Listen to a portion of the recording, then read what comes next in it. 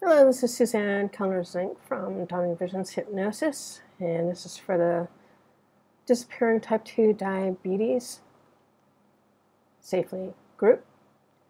And what I want to share with you tonight is a message of testosterone, because my group is for men between the ages of 40 and 60 years old.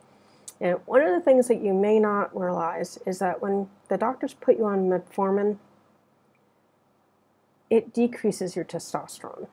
Men need testosterone. In fact, one of the things that I learned from John Gray, I call him Mars Venus Man affectionately, is that after men do a full day at work, they need time to regenerate their testosterone. It gets depleted, which is why a lot of times they have to go into their den, as he calls it, to rejuvenate for about a half an hour or so, and then they're fine. But when you're on medications that decrease your like metformin, that decrease your testosterone, it becomes problematic because you need it to feel good. The testosterone is so important for you as men. So you might want to think about what you can do otherwise in terms of really looking at lifestyle changes to help you so you don't need to be on that stuff. And I'm telling you, quite frankly, my client who was over 300 pounds with type 2 diabetes was able to get off metformin by losing like 20 pounds. That's all it took. About 12 weeks. We had to shift his diet a bit in terms of, instead of using a lot of condiments that had high fructose corn syrup, stay away from high fructose corn syrup. I said that before. I can't say it enough. Read the labels. Your body doesn't know what to do with it, and it's terrible for people with diabetes. So stay away from it at all cost. I would suggest that you do what you need to do in terms of shifting your diet so that it's healthier. It isn't that you can't have any sugar, it's just that you need to decrease the sugar, all right? Because your insulin isn't working the way it needs to in order to be able to metabolize it. And yes, it would be really great if you just stay away from all the white stuff, because again, that just goes straight into sugar, which becomes glucose in your body, and that's what your cells aren't able to use because the insulin isn't working. It's insulin resistance, okay? So I want you to really think about also stressors, because stress can really cause a lot of problems in all different ways.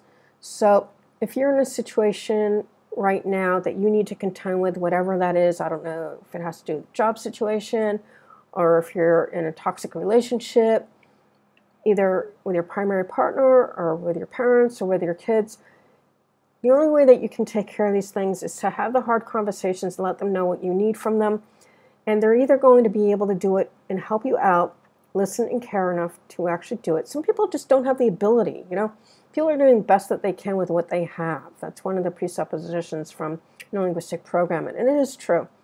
So don't expect everybody to be able to do what you need or want them to do, because not everybody can. It depends on where they are in their own journey and how well they're able to empathize with another and then make the changes.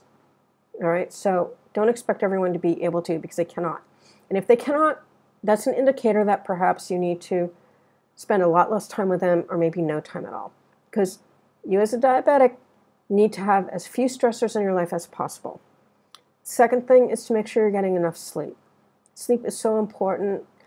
With less than, even like 4 hours, you have 4 hours less sleep than normal, that can cause your blood sugars to go up. So sleep is like super important. So you want to be very regular with it, and just go to sleep at the same time every night, wake up at the same time every morning. That's the best way to keep your sleep cycles. Now I'm at the point now where I don't use an alarm clock, haven't in ages. I wake up early regardless, and then if I hang out in bed for a while, fine, whatever, doing my morning rituals. You have to find what works for you. But you do want to make sure that you're getting enough sleep. It's so, so important for you all. And then the other stressor has to do with dealing with getting enough activity. I don't like calling it exercise. People hate that word. But my client, all he did was go up and down the stairs in his apartment building. He started small. He started at 3 flights, then he worked his way up to 8, and then he had a backpack and he put sand in it, and then he started going up and down. That's how he lost his 20 pounds. And eating more thoughtfully. and he was able to go off the metformin. It is possible, folks. You can reverse it. You totally can. 90% of you are able to reverse it, and I'm here trying to help you do that so that your body stays functional. Because once you have problems that are irreversible, you're screwed. So you want to make it so that your body is able to heal. And a big part of that is getting the stresses out of your life and knowing that you don't want to be on this metformin stuff because it screws around with your testosterone. And if you're an older guy, you're already making less testosterone than a younger guy. Anyway, it just happens in terms of aging. I don't remember what the percentage is. I'm not real good with numbers, but the bottom line is that you want to take care of yourselves as best as you can. And ultimately, it is up to you to take care of you. Because if you don't do it, who the hell's going to do it? It's reality check.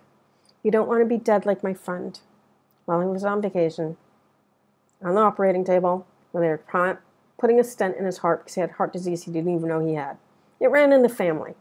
But even with all the doctor visits that he had, because he had a lot of pain in his gut, they never found what caused the pain, but I bet it was the internal bleeding that they found when he was in the operating room that day that he died.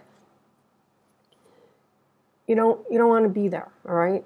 You just don't. So take care of yourselves, do what you need to do to de-stress, and increase the activity because that's going to help you de-stress as well. Exercise is wonderful. I do a little bit every single day, I feel really good afterwards. Don't always want to do it, but 10, 15 minutes of doing high intensity something with a good music, with a good workout on the video here, it does the job. Seriously.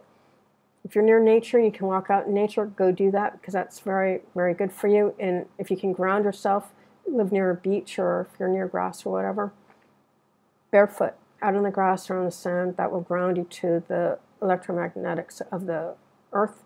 And that's also very calming and very settling for the body as well. Well, that's all I wanted to share with you tonight. It is tonight. It's 11:13 p.m. right now, Thursday evening on August 6th. I can't believe we're already into August, but we are. So thanks for spending your time with me. Until next time, and rock on. Bye-bye.